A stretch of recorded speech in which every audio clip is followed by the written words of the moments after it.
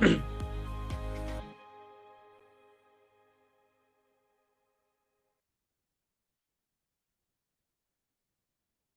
creo que estamos. Ahora sí, vamos a empezar. Bueno, muy buenos días y muchas gracias a todos por estar acompañándonos hoy y hacerse un espacio en sus agendas. Mi nombre es Renata de Minders y hoy tengo el gran placer de estar como co-host junto con mi compañera Ana Paula, Martech y Growth Consultant en Minders. Hola a todos, muy buen día. Bueno, me encantaría comenzar agradeciendo muchísimo a Gustavo y Alonso, nuestros speakers de hoy, por acompañarnos en este espacio y hacerse un tiempo para algo que en Minders nos apasiona, que es enseñar y abrir conversaciones. Y sé que todos estamos súper entusiasmados y ya queremos que arranque la conversación, pero antes nos encanta conocerlos, así que les pedimos que se presenten en el chat, que nos dejen sus nombres, su empresa, su cargo, y mientras hacen esto y se presentan, les dejamos unos pequeños recordatorios, tener siempre el micrófono apagado, dejar las cámaras prendidas y que vayan dejando todas sus dudas y sus preguntas en el chat, que vamos a estar respondiéndolas al final en una sección de Q&A. Bueno, el webinar va a durar una hora, que es una hora bastante cargadita, vamos a tener un montón de información. Vamos a comenzar con una entrevista a Gustavo, donde en 20 minutos y 4 preguntas nos va a contar cómo usar data y estrategia de producto para impulsar el crecimiento en FinTech. Luego, Alonso vamos a estar conversando con él sobre la FinTech, sobre cómo la FinTech en la región pueden apoyarse en data, estrategia y growth para escalar en un mercado tan dinámico como lo es el de Latinoamérica. Y para finalizar, vamos a tener la sección de preguntas y respuestas, como les estábamos comentando. Y algunos ya nos conocen, pero como siempre se dice, el público se renueva y siempre es lindo contar quiénes somos. En Minders somos una agencia especializada en Martech y Growth. Somos partners oficiales de Brace y Amplitude en LATAM y nos encanta ayudar a empresas a activar, monetizar y generar engagement en cada paso del usuario. Actualmente estamos trabajando con empresas como Mercado Libre, como Modo, Quesky, Spin, eh, y Coca-Cola, FEMSA, entre otros. Bueno, sin dar más vueltas, porque hoy vinimos a escucharlo a ellos, los dejo con mi compañera Anita, que va a estar presentando y conversando con Gustavo. Bueno, muchas gracias Tata, muchas gracias a todos los que están del otro lado ahí viéndonos, escuchándonos. No se olviden que pueden ir dejando preguntas en el chat, que estamos leyéndolos para después preguntarle a nuestros flamantes speakers, pero ahora sí, no quiero hablar más yo, sino que le quiero dar la bienvenida a él, a Gustavo Campos. Él es FinTech Product Director en Mercado Libre, la plataforma líder de comercio electrónico de América Latina, que ya opera en 18 países, así que seguro que muchos, y no, me arriesgo a decir que todos aquí la conocen. Mercado Libre en un mismo ecosistema vincula su marketplace con otras unidades de negocio como es Mercado Envíos, Mercado Ads, Mercado Shops y la que nos reúne hoy aquí, Mercado Pago. Así que le doy la bienvenida a Gustavo para hablar sobre cómo transformar insights en decisiones de producto en la TAM. Gustavo, ¿cómo estás? Buenas, ¿cómo están? ¿Todo bien? Un gusto estar acá con ustedes. Todo bien, bueno, el placer es nuestro acá recibirte en Minders. Como bien dijo Tata, nos encanta compartir conocimiento, así que para eso los trajimos hoy acá, los invitamos y un especial agradecimiento por sumarse. Para arrancar esta conversación, te quiero preguntar, ¿cuáles son las claves para escalar productos fintech de forma sostenible en un mercado tan competitivo como lo es Latinoamérica? Bien, mira, acá traje algunas ideas para charlar, sin ponernos muy técnicos en algunas cuestiones, pero sí algunos puntos que me parecía que valían la pena compartir y que creo que también les puede aportar a otros. Nosotros en general, para trabajar el desarrollo en los distintos mercados y ir expandiéndonos regionalmente, en general tratamos primero que nada de tener una visión muy de largo plazo, ¿no? Ujú, Mercado Pago es una empresa que en general apuesta a estrategias de mediano a largo plazo. Sabemos que salir en nuevos mercados suele ser complejo y muchas veces, sobre todo en los primeros años, encontrarnos con resultados adversos o no tan positivos. Y ahí en general creo que la compañía siempre apuesta un poco a esta mirada de mediano plazo y con una estrategia bien clara, ganadora, ¿no? Eso es otra cosa bastante importante. En general, apostamos a tener una participación siempre muy relevante en el mercado y no a quedarnos en posiciones poco competitivas que no nos dejen tener un nivel de dominancia por lo menos interesante.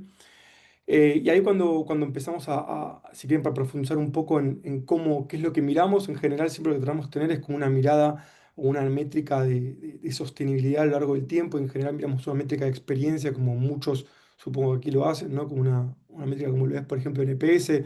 Esa métrica en general lo que hacemos es mirarla de manera relacional, es decir, che, nosotros entrevistando o encuestando a nuestros usuarios, pero también lo hacemos de manera competitiva, es decir, Ujú, nos encuestamos nosotros mismos y a nuestra competencia y tratamos de entender cuáles son los puntos de dolor o de diferenciación que tenemos en términos de propuesta de valor, de producto, de experiencias y demás. Y realmente invertimos mucho tiempo y muchos recursos en hacer eso. Son cosas que en general requieren bastante nivel de inversión, pero para nosotros son un driver como muy estratégico. Si quieren otro punto también ahí para compartir es, en general tratamos de ver cuando nos expandimos regionalmente, de no ver, digamos, features o funcionalidades aisladas. Creo que acá lo mencionaban recién en la intro, ujú, pero la potencia, la gran diferencia que tiene Meli con otras compañías es justamente el ecosistema, ¿no? Es como ese unfair advantage que pocos players pueden copiar y justamente tratamos de apalancarnos mucho en ese playbook para tratar de salir en los mercados y que realmente los productos se apalanquen mucho entre sí. Acá traje un ejemplo solo por mencionar. Yo estoy como jefe de producto de toda la vertical de acquiring de Mercado Pago, es decir, todas las maquinitas, QR, link de pago, etcétera, etcétera. O sea, todo lo que es la propuesta de valor del merchant, si quieren. Y en general nosotros tratamos de apalancarnos mucho en las funcionalidades de la cuenta, ¿no? De los rendimientos de la cuenta y otras funcionalidades del ecosistema, de la parte de pago de servicios, e incluso sí. también de funcionalidad del marketplace, ¿no? De envíos y demás, que son capabilities que realmente están en el ecosistema y cuando las ponemos de manera compuesta generan un diferencial muy difícil de copiar.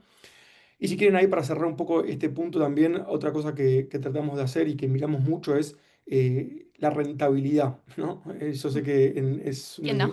es un mundo donde quizás hoy es mucho más claro, hace un par de años no tanto, sobre todo cuando competimos con muchos startups y otros tipos de compañías. eh, la rentabilidad no era algo que se miraba tanto, porque se miraba mucho más el crecimiento a cualquier costo. Creo que Meli en ese sentido tiene una política mucho más conservadora de crecer de manera rentable y sostenida. Obviamente hacemos inversiones que son deficitarias, pero en general tratamos de tener una mirada de mediano plazo de profit, ¿no? Que eso nos hace realmente tener una cartera muy saludable en distintos aspectos y obviamente poder seguir expandiéndonos sin tener un burn rate en términos de capital excesivo que obviamente al ser una empresa pública también es algo que obviamente nos pesa bastante, ¿no? Y si quieren de ahí para cerrar un poco el punto este, Ujú, cuando vemos de escalar, básicamente más adelante lo vamos a tocar en algún punto, pero es escalar de manera eficiente, ¿no? Con automatizaciones. Acá traje un caso de AI para comentar, pero si quieren para que no se nos vaya muy largo, podemos cubrirlo al final, temas de AI y escalabilidad y automatización, que creo que es un capítulo en sí mismo. dale, me parece perfecto, Gus, y súper interesante cómo mencionaste cómo Meli está presente en todo la TAM, porque en base a eso quería preguntarte, ¿cómo transforman los insights de millones de interacciones diarias en decisiones de producto concretas que impulsan el crecimiento y la retención en múltiples regiones? Bueno, es una muy buena pregunta. Meli es o Mercado Pago es una empresa que tiene, como bien decís, millones de insights y set de datos. Creo que, por lo menos nunca en mi vida vi algo así antes de entrar a Meli. Ese nivel de volumen de datos, creo que ahí em, nada, obviamente contamos con un montón de herramientas. Ahí Amplitude es un partner bastante estratégico. De hecho, nos cambió bastante la vida en cómo hacíamos análisis de datos, sobre todo temas más de navegación y comportamentales. Creo que fue trascendental. Pero básicamente lo que tratamos de hacer es, primero, de tener muy claro, ¿no? qué estamos queriendo hacer en cada momento, pero si quieren arrancando como de mayor a menor, lo que hacemos, tratamos primero de segmentar muy bien las poblaciones. Tenemos un volumen de usuarios sumamente grande a nivel Latinoamérica. Tenemos más de 60 millones de usuarios, de los cuales más de 8 millones son vendedores. Em, y realmente en esa población hay segmentos súper heterogéneos de tamaño de vendedor, por personalidad jurídica, por geolocalización, por productos que adoptan, por herramientas que usan para cobrar o para pagar, y así infinitas atributos que segmentan o categorizan muy bien, de manera muy distinta a los usuarios. Entonces lo Ujú. que tratamos de hacer primero es de armar como estos estereotipos de usuarios para clusterizarlos y a partir de eso empezamos a hacer como microsegmentaciones de las experiencias Ahí usamos una métrica que no es tan conocida en general, pero se llama UX Metric, donde básicamente medimos o Easy Rate, donde básicamente medimos mucho la facilidad que tiene el usuario con nuestros productos. Y eso básicamente es una encuesta muy similar a cómo funciona en NPS, pero que la gran diferencia es que se hace en contexto del uso del producto, es decir, se la preguntamos al usuario en la pantalla o en la experiencia que está viendo, para que nos pueda dar como un feedback súper específico, ¿no? Y después, obviamente, ese Ujú, feedback, esa métrica, ya sea promotores, detractores o criterios de tracción o promoción, la terminamos cruzando básicamente con el comportamiento quizás más tradicional de navegación, una mirada del funnel del usuario y de conversión, y eso nos termina de dar una mirada mucho más completa del usuario en términos de cualitativos y términos de performance. Y después sí que quizás hacemos cosas más tradicionales o más conocidas, ¿no? Hacemos obviamente muchos temas de experimentación, ahí somos bastante obsesivos con hacer experimentos A/B, C/D y con muchas otras variables. ujú.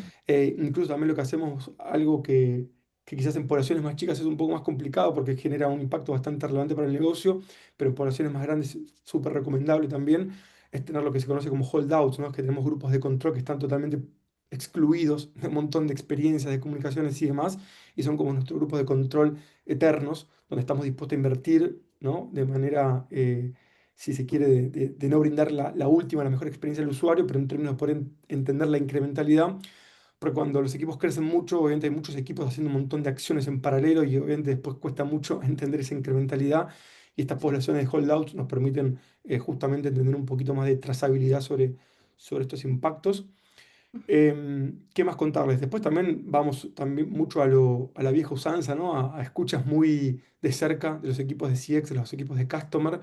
Básicamente tenemos dinámicas semanales donde todo el equipo de producto, en mi caso, está eh, altamente recomendado que participe de esas escuchas, donde básicamente escuchamos al teléfono las quejas del usuario. Creo Ujú. que independientemente del tamaño de la empresa, es muy recomendable nunca alejarse de eso, porque si bien nosotros podemos, como decíamos recién, ver un montón de impactos en términos de métricas y demás, escuchar de primera persona a una persona, a un usuario que le Sí. duele o que reniega con experiencias que para nosotros cuando las vemos son súper transparentes o sencillas, cuando el usuario la ve en determinado contexto o con ciertas variables particulares del usuario que quizás cuando diseñamos las experiencias no son consideradas. Nada, creo que empatizamos mucho más con ese dolor y eso realmente nos ha traído muchos insights, pero por otro lado, entender mucho más de primera persona, sobre todo en verticales de negocio como son las de merchants, ¿no? Donde hay una operación física y no 100% digital. Nada, eso es extremadamente importante y nos ha servido de mucho. Y después, obviamente, también tenemos mucho análisis, ¿no? De, como decía recién, no solo de las escuchas de CX, sino también de justamente de todos esos contactos que genera el seller o el usuario en general. Ahí no solo porque es un gran input de feedback del usuario, sino también porque obviamente el contacto que genera el usuario tiene un costo bastante elevado para nosotros y cuando lo traspolamos al volumen de usuarios que tenemos, les puedo asegurar que invertimos unos cuantos millones mensuales Me en, imagino. en- en darle soporte a esos usuarios. Y Ujú. obviamente, de cara a la pregunta anterior, ¿cómo escalamos? Esto es un driver bastante importante, ¿no? Digamos, si no logramos bajar o ser más eficientes en cómo contenemos los contactos de los usuarios a medida que escalamos en países, en tamaño de usuarios, escalamos de manera ineficiente o de manera lineal, y eso es de manera ineficiente indirectamente. Entonces, básicamente eso también es algo nada, que miramos muy de cerca. Y después, yendo un poquito más también a algo que ahí nos ha servido mucho Amplitude y en general, digamos, esta mirada de analytics que tenemos en general de los usuarios, trabajamos mucho con performance por cohort, ¿no? Y ahí traemos mucho esta clusterización que hacemos de usuarios, la Sí. medimos a lo largo del tiempo y comparamos los cohorts, ¿no? Que tenemos de distintos meses de usuarios que van ingresando a la plataforma o que interactúan con el producto, asociadas a esas caracterizaciones, para entender realmente cuánto mejor nos volvemos o deberíamos volvernos teóricamente en la performance que tienen los usuarios a lo largo del tiempo, y nos permite cruzar como todo esto que hablábamos antes, ¿no? Todas estas métricas que veíamos, todas estas caracterizaciones y todos estos valores que hablábamos de contact rate, de CX y demás, abierta por usuarios a lo largo del tiempo con distinto aging y mirando particularmente con una mirada de retención, de activación, pero también de retención en especial. A mí Sí. es algo que me gusta decir mucho, es no importa cuán bueno sea una empresa adquiriendo, si no lo es reteniendo, evidentemente ese modelo de negocio va a morir, Ujú. porque básicamente estás quemando y haciendo un refurbish de la base de usuarios constantemente, y eso en el mediano y largo plazo no escala, ¿no? Creo que con esa nos podemos ir también con un titular, esa última frase me parece Mm. súper clave para tenerla ahí. Y hablando un poquito de conocer a los usuarios, y ya son cosas que venís adelantando recién, la confianza es fundamental en el rubro fintech. ¿Qué acciones y aprendizajes han sido más efectivos para construir cercanía con usuarios diversos y al mismo tiempo mejorar su experiencia digital? Dale, mira, creo que acá no hay una silver bullet que sea una única acción que haga eso. Creo que la seguridad es un concepto bien abstracto y son un montón de cosas que haces para, en definitiva, que el usuario tenga esa percepción de seguridad. Sí les puedo comentar que en el pasado, ya hace bastante tiempo, hemos tomado decisiones que iban muy en detrimento de de nuestra performance, pero hemos considerado que justamente nos daban esta seguridad o en definitiva nos preparaban para lo siguiente, ¿no? Que iba a venir en nuestro plan estratégico así a 5 años, por así decirlo. Y si quieren, la primera de ellas es, nosotros hoy tenemos muchas fricciones o friccionamos por diseño mucho al usuario en el momento del registro, ¿no? Ujú, Donde validamos mucha información, ya sea de personas físicas o personas jurídicas. Y eso definitivamente nos ha traído muchos problemas de performance cuando miramos los funnels de conversión, en lugar de lucir de manera tan atractiva como era en el pasado, donde no sé, convertíamos un 90-85% de los usuarios que comenzaron un registro. Hoy, dependiendo del segmento de usuarios, estamos más cerca de un 60%. Y eso es justamente porque estamos validando un montón de información al momento del registro y nos ha permitido blindar al ecosistema en muchos aspectos a nivel de fraude, de confianza, de tener trusted users que nos permitan ofrecerle líneas de crédito más rápido y un montón de cuestiones que de no ser así nos perjudicaban mucho en la activación, en la retención y después en otras fricciones que generaban justamente de fraude a lo largo del ecosistema. Así que si quieren, ese es un gran primer punto donde quizás movimos el cuello de botella, ¿no? Antes lo teníamos más en la activación y demás por tener una base menos segura, ahora la tenemos en un registro, pero nos permite crecer sobre una base mucho más segura y esto eventualmente también nos prepara para lo que creo que ya es de público conocimiento, donde estamos yendo a una movida mucho más bancaria, ¿no? En términos de licencias en distintos mercados y obviamente eso es parte fundamental para realmente poder hacerlo, si no, obviamente tendríamos una base de usuarios muy unknown, entonces eso nos traería mucho más dificultades en el mediano plazo. ujú, Creo que después otro punto también muy importante acá es cómo comunicamos seguridad en los distintos frentes del usuario y cómo le transmitimos esa sensación de seguridad, ¿no? Así como utilizamos, por ejemplo, accesos biométricos para acceder al ecosistema, cómo validamos ciertas transacciones por monto, por niveles de seguridad, de confianza que nos dan los usuarios, ¿no? Y así hemos ido implementando un montón de flujos y experiencias que, por ejemplo, no sé, tenemos una cuenta que tiene ciertos flags de no ser sumamente confiable, entonces cuando una persona le va a transferir, le damos un aviso al usuario de que, che, ojo, esta cuenta tiene como ciertas peculiaridades que hacen a su confianza y así ciertos aspectos que hemos ido evolucionando en las experiencias justamente para darle esa sensación de seguridad al usuario. ujú, Y después otra cosa muy asociada cuando manejamos dinero, que es un diferencial también, creo que las fintechs lo tienen muy claro de base, pero quizás las empresas más tradicionales, la banca más tradicional, le ha costado un poco más o sigue tratando de ayornarse a eso, es cómo en tiempo real nos movemos ante sucesos inesperados, ante disponibilidad de fondos, ¿no? Eso en general trae muchos dolores al usuario cuando no le dejamos hacer algo, no sé, operar en horario bancario, ¿no? O no lo puede hacer 24/7, disponer de su saldo, eso también genera muchas fricciones y tratar de anticiparnos de manera muy proactiva, no sé, una persona va a transferir y le sugiere un contacto de transferencia, según dónde esté ubicado, según en qué momento del mes. Entonces ahí nosotros le llamamos wow the user, ¿no? Como sorprender al usuario en un montón de momentos a lo largo de su experiencia y eso genera seguridad, ¿no? No quizás la seguridad de, che, mi plata está segura, pero sí la seguridad de, che, estoy operando con una empresa que me conoce, sabe lo que necesito, sabe en qué momento lo necesito y cómo lo quiero, y esas experiencias que cada vez sean más customizadas por estos segmentos de usuarios que hablábamos antes, creemos que es lo que hace la diferencia. Y por último, para no sobreextenderme mucho más, es eh, trabajar siempre, creo que lo comenté con esto de What We User, pero la parte de innovación, ¿no? Sí, Creo que es, si quieren, como la parte más troncal o del ADN que tenemos como empresa, ¿no? Tratar siempre de estar un paso adelante de las necesidades del usuario, ver mucho que se está haciendo en mercados mucho más evolucionados como China, ¿no? No sé, acá traje un ejemplo de innovación, como fue, por ejemplo, el tema de los que están en Argentina lo conocerán mejor, el lanzamiento del QR. Creo que en otros mercados lo hemos intentado, no nos ha ido tan bien. Pero creo que el lanzamiento de QR y la cuenta remunerada en Argentina son ejemplos bien concretos de estar un paso adelante, ¿no? Y después, obviamente, ser como early adopters de estas tecnologías y después un montón de players lo han imitado, pero eso nos ha dado una ventaja competitiva durante muchísimo tiempo que hemos monetizado y demás.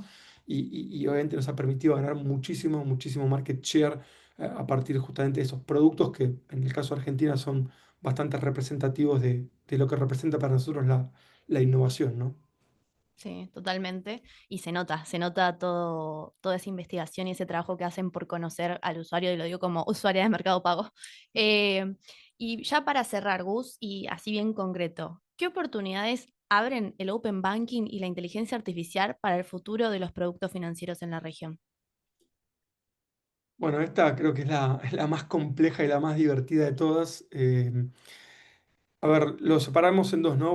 Por un lado está básicamente lo que es Open Banking. Creo que en Argentina, no sé si ya se anunció o está pronto a anunciarse, pero también está ahí al salir en mercados más sofisticados o más evolucionados, como me gusta llamar, como en Brasil. Open Banking es hace un tiempo largo una realidad. La realidad es que Open Banking creo que lo viene a cambiar todo en términos de accesibilidad, democratización. Básicamente, antes de Open Banking, la información que era del usuario, o se suponía que era del usuario, era una información preciada que cada jugador compartía, que se quedaba para sí mismo y utilizaba como una diferenciación para competir con otros players. Creo que ahora eso invierte radicalmente la carga. Ahora la información es del usuario y es como, creo, por lo menos en mi humilde opinión, debería haber sido siempre.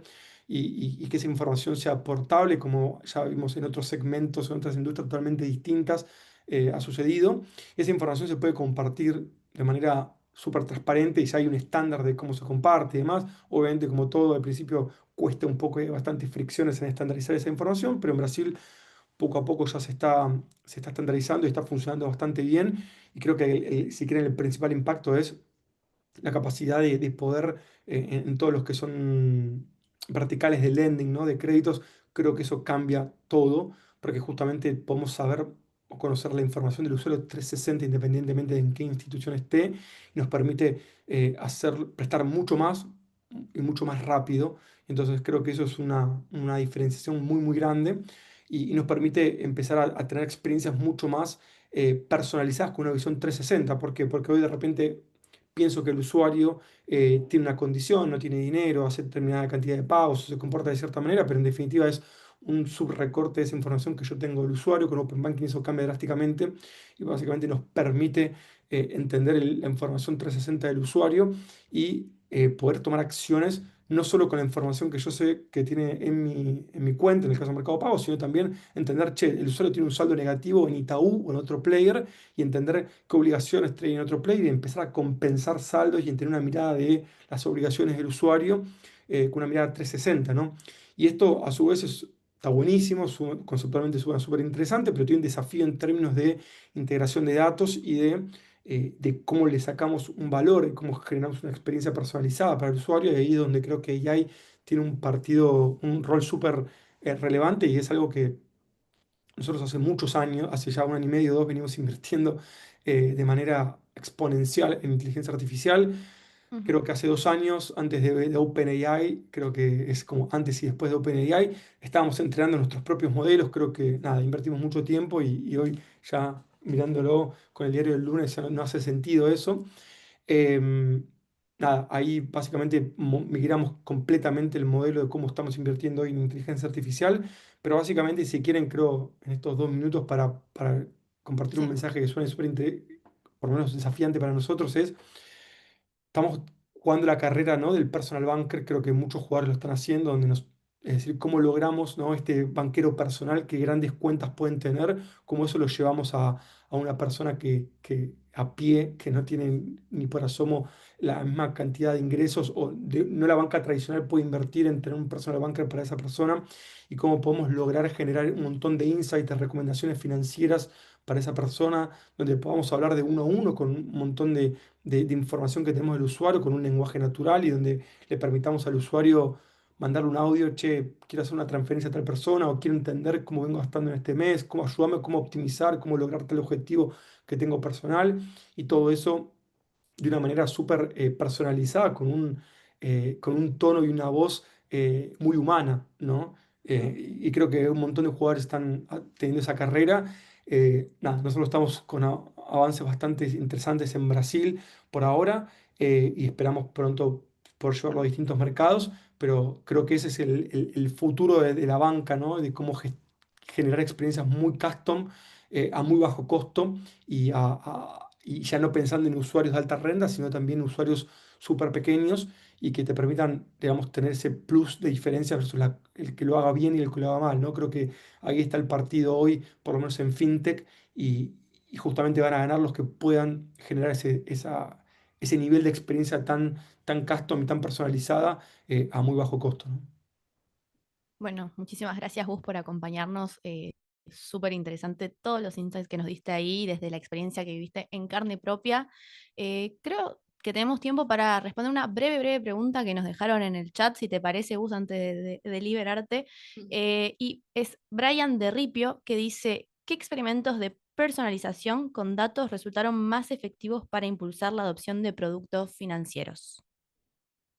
Nada, está buena la pregunta. Creo que ahí si quieren les doy dos ejemplos bien concretos. Uno es, nosotros hoy a lo largo, en Argentina menos, pero en el resto de los países, tanto Brasil como México, tenemos una oferta de productos bancarios mucho más relevantes, ya sea desde cripto, creo que en el caso de Ripio interesa más, pero también marketplace de inversiones, productos de ahorro, productos de la cuenta remunerada, y distintos productos asociados a la cuenta, no solo de inversión, sino también de pagos.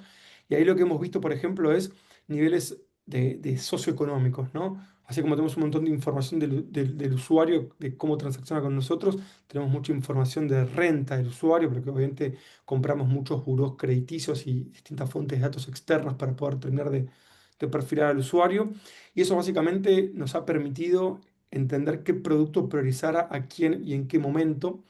Por ejemplo, a una persona que tenía una renta baja le estábamos empujando por ciertos momentos productos mucho más complejos, como por ejemplo puede ser cripto, siguiendo con la misma línea, donde obviamente no hacía sentido porque le estábamos empujando un producto súper complejo para una persona que obviamente de casualidad llegaba a fin de mes con sus gastos versus su ingreso, y entonces nos ha permitido entender que esa persona de repente teníamos que educarla financieramente o teníamos que empezarle a ayudarla a ahorrar, ¿no? Y entender cómo está gastando su dinero para después, una vez que logre ciertos hitos o ciertas micrometas, como llamamos, de ahorro, ahí después enseñarle a invertir en productos y depende el tipo de aversión al riesgo que tenga la persona, poder sugerirle productos mucho más sofisticados, como puede ser cripto, que tiene una aversión al riesgo mucho mayor, versus un producto mucho más estable, como puede ser un CDB en el caso de Brasil o inversiones más estables.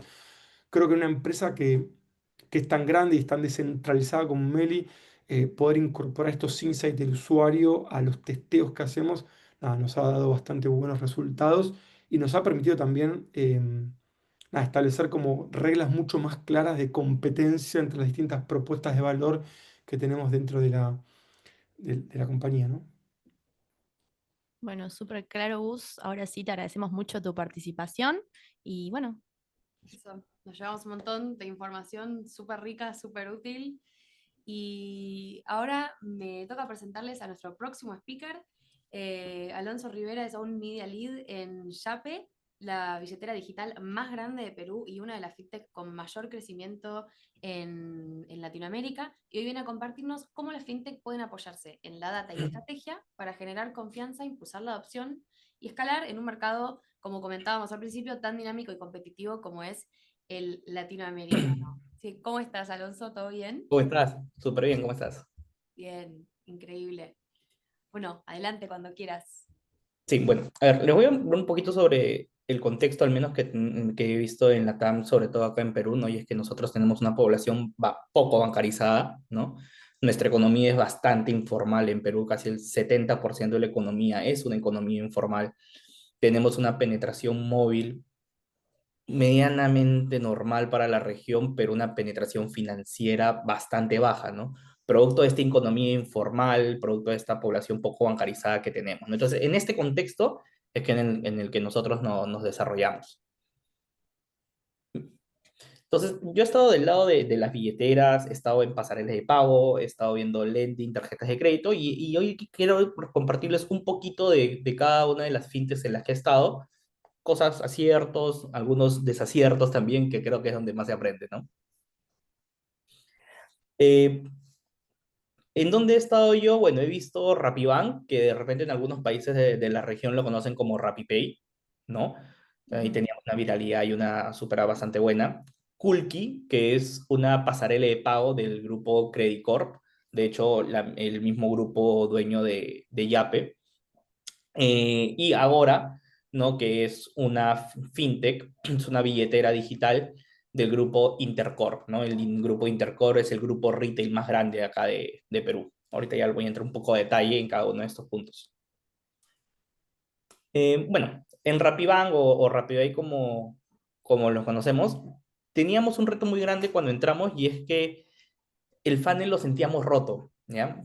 Había mucha gente intentando entrar por el producto, la propuesta de valor enamoraba bastante al usuario, el cashback por tus compras, ¿no? Sentías que, oye, muchas veces producto de millas, a veces que es bastante usado acá en Perú o de puntos, no lo sentías, ¿no? Con mucho enganche, pero el cashback sentías que te daban dinero inmediato y eso era bastante bueno.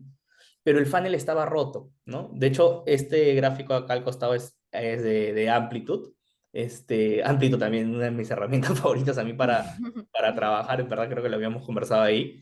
Y nos empezamos a dar cuenta cuáles eran las fricciones en el funnel, ¿no? Que el usuario no entendía, ¿no? A veces nosotros le pedimos identificar al usuario y pásame tu documentación, foto adelante, foto detrás, y el usuario me mandaba 2 fotos de adelante, ¿no? Entonces teníamos que mejorar algunas cosas nosotros a nivel de UX para poder explicarle al usuario, ¿no? Y también automatizar ciertas comunicaciones en el funnel, ¿no? Si yo detecto que el usuario me está enviando 2 fotos de la parte de adelante, pues le disparo una comunicación inmediatamente diciéndole, oye, no, mira, así es como se debe enviar la fotografía, por eso no estás pasando, ¿no? Moviendo las pantallas en el funnel, ¿no? Trasladamos, por ejemplo, la línea de crédito ofrecida en la tarjeta de crédito a la primera pantalla, porque ese era como el caramelito al final del camino para el usuario, ¿no? Entonces le movíamos la oferta inicial de cashback, le movíamos la línea de crédito y eso nos ayudó casi a mejorar el funnel en un 70% más o menos. Fue súper bueno, tuvimos un incremento bastante bueno en ventas, solamente modificando el funnel, sin aumentar el tráfico que traíamos. Eso fue muy bueno. Y otra cosa que tuvimos nosotros en Viralidad fue el programa de referidos. Y para mí los programas de referidos son súper interesantes porque es una manera de trasladar el CAC, el costo de adquisición, lo que invertimos por adquirir un usuario, al propio usuario, ¿no? En lugar de dárselo a Google, dárselo a Meta, ¿no? En ciertas campañas que son muy buenas también, puedo coger ese costo, dárselo al usuario y que interactúe con mi propuesta de valor y pagarle por eso, ¿no? Similar a lo que hace Uber cuando te da un descuento por un primer viaje, ¿no? Lo que están haciendo es, oye, toma un descuento y usa mi producto, interactúa con mi propuesta de valor. Y eso es lo que nosotros hicimos. Creamos un programa de referidos en el cual dábamos cashback no solamente al usuario que refiere, sino al usuario referido, a ambas partes, ¿no? De tal manera que el usuario nuevo buscaba entrar al ecosistema con el código de algún amigo, ¿no? Porque sabía que tenía un adicional de cashback y el amigo pues nos empujaba a que el usuario use la tarjeta. ¿Por qué? Porque condicionamos la entrega del cashback a que tu amigo cumpla ciertas metas, ¿no? Entonces, no es igual decirle, oye, tu amigo se saca la tarjeta y toma, te doy $50, a decirle, si tu amigo hace 5 transacciones, te doy $10, hace 15, te doy 25, y así, ¿no? Entonces, el propio usuario termina siendo un canal de comunicación para tu propuesta de valor y trasladaste este costo que podrías tenerlo en Net, en Google, hacia el propio usuario. Así que súper bueno por ese lado. Y de hecho también nos ayudó a crecer muchísimo. En un poco tiempo ya duplicaba los demás canales de adquisición y también nos ayudó a disminuir el CAC. Era más barato que los otros canales. Del siguiente punto, cuando por ejemplo estuvimos en Kulki, encontramos un problema inicial y es que poco porcentaje de la gente que adquiría un post lo usaba. Y ahí nos dimos cuenta primero que el canal de adquisición no era el más adecuado, ¿ya? Estábamos adquiriendo usuarios a través de los ejecutivos de los bancos. Y el ejecutivo del banco, por comisionar por su venta, pues no le decía al emprendedor, oye, ¿quieres un préstamo? Ya, pero cómprame un post, pues, ¿no? Entonces, por adquirir el post, ¿no? Por adquirir el préstamo, perdón, sacaban un post que nunca usaban, ¿no? Y nosotros estábamos subvencionando esa venta porque esos posts cuestan como moneda peruana como 800 soles, ¿no? Y estábamos dándolos a 200 soles. Entonces, son 600 soles que están de costo hundido, ¿no? Que no están generando absolutamente nada. Entonces, conectando con lo que mencionaba hace un rato de que esta inversión en adquisición tiene que ayudar al usuario a interactuar con la propuesta de valor, lo que empezamos a hacer fue, ok, te voy a dar un adicional de comisión cero por cierto tiempo por usar el post, ¿no? O te voy a dar un cashback por usar el post siempre y cuando llegues a estas metas de facturación. Entonces empujábamos al usuario a usar el producto, a que entienda cómo funciona, para que no lo vea siempre, uy, bueno, mejor cobro en efectivo o cobro con una billetera que son cero comisión, a cobrar con un post que me está cobrando 2, 4% de comisión, ¿no? Entonces, al hacer eso, nosotros siempre empujamos que toda la inversión de adquisición lleve al usuario a interactuar con la propuesta de valor. Eso es bastante importante. Y muy importante, sobre todo en el mercado de post, es tener un onboarding diferenciado, ¿no? Nos dimos cuenta que teníamos un onboarding unificado, pero teníamos clientes que era la señora de una bodega, ¿no? Una señora en un mercado en el cual la mayoría de personas paga con QR, un restaurante que necesita al momento de cobro la funcionalidad de propina, ¿no? Al cobrar. Entonces teníamos un mismo producto, pero distintos perfiles de usuario. Y nosotros estábamos teniendo un onboarding único.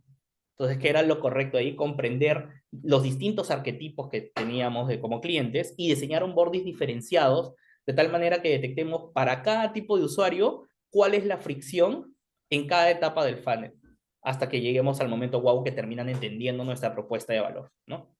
Entonces, al diferenciar el onboarding, nosotros nos dimos cuenta, ok, al inicio acá este tipo de usuario lo pasa súper fácil, no tiene una caída muy fuerte, ¿no? Entonces, por ejemplo, en este pequeño dashboard que están viendo ahí, diferenciamos por cada tipo de usuario cuáles son los diferentes niveles de caída, ¿no? A lo largo del funnel, ¿no? Y eso nos ayudó a poder mejorar la conversión general de todo el producto, ¿no? Entonces, no necesariamente al escalar tenemos que invertir más, sino la data nos puede ayudar a encontrar oportunidades en el funnel donde mejorando la conversión podemos mejorar la venta sin necesariamente aumentar el volumen en upper funnel para poder vender más, ¿no? Ahí me ayuda, siguiente por favor. Ahora sí es una billetera que está solamente aquí en Perú, pertenece al grupo InRetail. El grupo InRetail es parte del grupo Intercorp, que el grupo Intercorp pues maneja prácticamente el 80 al 90% del mercado retail en el Perú. O sea, el 80% de mercados pertenece a Intercorp, el 90% de las farmacias pertenece a Intercorp, las tiendas por departamentos tienen alrededor del 50% del mercado. Entonces, es una app que se apalanca en el mundo corporativo, en el mundo retail, ¿no? Entonces nosotros estábamos pensando ahí, ¿cómo podemos usar este tráfico que tenemos en nuestras tiendas, ¿no? Este tráfico offline, para apalancar el crecimiento de una billetera, ¿no? Un comportamiento más digital, ¿no? Igual acá en Agora nosotros intentamos integrar la propuesta de valor nuestra, que era el cashback, ¿no? Paga con nuestra billetera. Si pagas fuera del retail, tienes un cashback, pero si consumes dentro del retail, ¿no? Tenemos un cashback mayor. Y al final es la plata que da dentro del grupo, ¿no? En el lugar sacamos la plata del bolsillo derecho para meter al bolsillo izquierdo. si te doy el mayor cashback por usar en el retail, fomento luego a que ese cashback lo uses dentro del retail, entonces creamos un ecosistema bastante interesante, ¿no? La data que generaba Agora de todo el retail, las transacciones offline, era súper clave para entender cuál es ese SKU, cuáles productos prefería un usuario, ¿no? Vas a una tienda, vas a un supermercado, ¿no? Y veo que los usuarios suelen comprar arroz, pueden comprar todas las semanas pollo, huevo, ¿no? Entonces, tengo que dirigir ciertos descuentos a esos productos porque sé que esos productos me traen nuevos usuarios, ¿no? Por ahí puedo identificar luego cómo dar ciertos productos adicionales que me aumenten el ticket promedio, que me aumenten la recurrencia, pero tenemos que tener súper mapeado siempre qué productos, ¿no? Son los que me generan valor para tener mayor cantidad de usuarios y en esos productos enfocar cuáles son enfocar los descuentos que nosotros queríamos dar, ¿no? Algo que aprovechamos bastante también fue los recordatorios en los vouchers, ¿no? Oye, mire, ibas al retail, pagabas, pero no usabas ahora, uy, mira, acabas de perder tanto por ciento de cashback y este descuento, ¿no? Entonces, eso nos ayudaba a seguir adquiriendo y colocando la billetera. Y por último, Yape. Yo me uní a Yape hace unos pocos meses, en verdad. Yape es una fintech, la fintech más grande acá en Perú. De hecho, en Perú la PEA, la población económicamente activa, está alrededor de 21 a 22 millones y nosotros tenemos 19 millones de usuarios registrados. O sea, ya estamos llegando prácticamente a un techo o ya llegamos prácticamente al techo de adquisición de usuarios. Entonces, ¿cuál es el siguiente reto? El siguiente reto acá es la monetización. Tengo un montón de usuarios que están haciendo P2P, ¿no? Transfiriendo dinero entre ellos, pero el reto de Yape ahora es transformarse en una super app, ¿no? De hecho, ahí están viendo el home de Yape y tenemos ya servicios como recargar un celular, pagar tus servicios, promociones que distintas empresas se afilian para mostrar sus promociones dentro de Yape, ¿no? Y nosotros les cobramos un fee por esa visibilidad. No puedes mandar, hacer tipo de cambio, remesas, tenemos un marketplace, damos créditos, vendemos seguros, pasajes en autobús, entradas, eventos, tenemos 17 tipos de productos dentro de Yape, ¿no? Entonces acá el reto es, ¿cómo comunico 17 productos sin saturar al usuario? O yo no voy a venir a Alonso, hoy día 17 correos, ¿no? Porque todos los equipos comerciales de cada producto van a querer empujar su venta. Entonces, acá lo importante es, mediante la data, tratar de identificar a qué producto es más propenso el usuario y te quedas con un top 4 o 5 productos de los cuales digo, oye, este usuario va a convertir en este producto, ¿no? Si yo soy un usuario que veo que tiene un score crediticio bastante alto, ¿no? Nosotros sacábamos, por ejemplo, en Yape créditos pequeños de alrededor de 30 a 50 dólares. Entonces yo sé que este usuario va a tener préstamos aprobados por mucho mayor monto en distintos bancos. Este producto de micropréstamos no es para él, entonces lo sacamos de las comunicaciones de este producto, ¿no? Tiene un buen perfil, probablemente no va a hacer recargas de celular porque no es recarga de prepago, ¿no? Pero sí puede pagar su servicio, pagar su celular postpago. Entonces vamos mediante la data identificando ciertos clústeres de usuarios y agrupando los usuarios para que reciban un máximo de cantidad de comunicaciones de 4 o 5 comunicaciones. De tal manera que no lo saturo, lo lleno de comunicaciones y al final la comunicación que yo de verdad quiero que sea relevante va a perder notoriedad entre el mar de comunicaciones que le está llegando, ¿no? Entonces, ese es el reto actualmente que nosotros tenemos en Yape. Estamos trabajando bastante en la clusterización de usuarios, en disminuir la cantidad de toques y ser más eficientes con cada una de estas comunicaciones para de verdad generarle relevancia y valor al usuario con cada una de las comunicaciones, ¿no? Y bueno, eso tenía para compartirles. Bueno. Bueno, y como un resumen final, ¿no? Para mí, escalar un producto es tener un 50% de tecnología, pero la otra parte es 50% de confianza en el cliente, ¿no? Y que te adaptes al usuario también. O sea, no es que el usuario se adapte a mi producto, yo me tengo que adaptar a la necesidad del usuario, a la cultura del usuario, a generar esa confianza, ¿no? Entonces, de esa manera nosotros vamos a equilibrar la velocidad de crecimiento con sostenibilidad, ¿no? De nada me sirve quemar un montón de presupuesto para traer nuevos usuarios si al final esto no va a ser sostenible. O sea, en el tiempo tengo que hacer al final que la empresa genere plata. Y eso es lo que tenemos que lograr. Bueno, Bueno, muchísimas gracias, gracias. Alonso. Ujú. Súper interesante todos los casos que compartiste. Muchísimas gracias de vuelta por haber estado. Ahora tenemos algunas preguntas que estuvimos recibiendo tanto en el chat como previo al evento. Así que, Anita, ¿querés compartirnos algunas? Perfecto. Bueno, acá Alonso Agustina de Banco Galicia pregunta, ¿cómo logran equilibrar la personalización basada en datos con la privacidad y la seguridad del usuario en un contexto regulatorio tan diverso como es Latinoamérica? Bueno, ahí el equipo de gobierno de datos y seguridad de datos nos ayuda un montón. De verdad, yo no sé el nombre de ningún usuario, a todos los veo como IDs. ¿No? Y sí. Y como un código extrañísimo que nunca entiendo cómo se genera. Pero es eso, o sea, al final la seguridad de los datos es bastante importante. De hecho, cuando nosotros hacemos integraciones con plataformas MarTech, ¿no? Como Amplitude, como Braze, Salesforce, esas integraciones pueden durar hasta un año. Y es que el equipo de seguridad y gobierno de datos, pues, es muy estricto en cuanto a cómo compartimos la data nosotros, cómo manejamos la data dentro del banco, ¿no? A nivel del usuario, para que siente esa confianza, siempre es importante no irse a mostrar datos tan sensibles, ¿no? Si yo le digo al usuario, oye, recarga tu tarjeta porque te quedan 30 soles con 0,5 centavos, genera un poco de fricción porque, oye, ¿cómo sabes tanto de mí? ¿No? Y es mejor comunicarle, oye, te queda poco saldo, recuerda que puedes recargar en estos medios, ¿no? O sea, nunca ser tan específico con la comunicación porque a veces genera un poco de temor en el usuario, sobre todo en el contexto LATAM de inseguridad que tenemos, ¿no? Y tenés un punto ahí. Y Ujú. después María Denis del Banco de la Nación de Perú nos dejó una pregunta para vos, Alonso, que dice, ¿cómo convierten los datos de la aplicación y mensajes propios en acciones para pagos o microcréditos? ¿Y qué criterio usan para escalar o detener una campaña o feature? A ver, en el mar de datos que generamos todos los días en Yape o en cualquier app, en verdad, sí es importante tener herramientas que nos permitan interpretar esta data, ¿no? De hecho, al inicio puedes hacerlo mediante un Excel si quieres, pero llega un momento en el que tienes tan cantidad de clientes que no vas a poder y necesitas herramientas de análisis un poco más avanzadas, ¿no? Lo importante es que establecer cuáles son unas variables de dimensión que son importantes para el negocio. Por ejemplo, en el caso de créditos, ¿no? El score crediticio, el score de buró, el saldo promedio del usuario.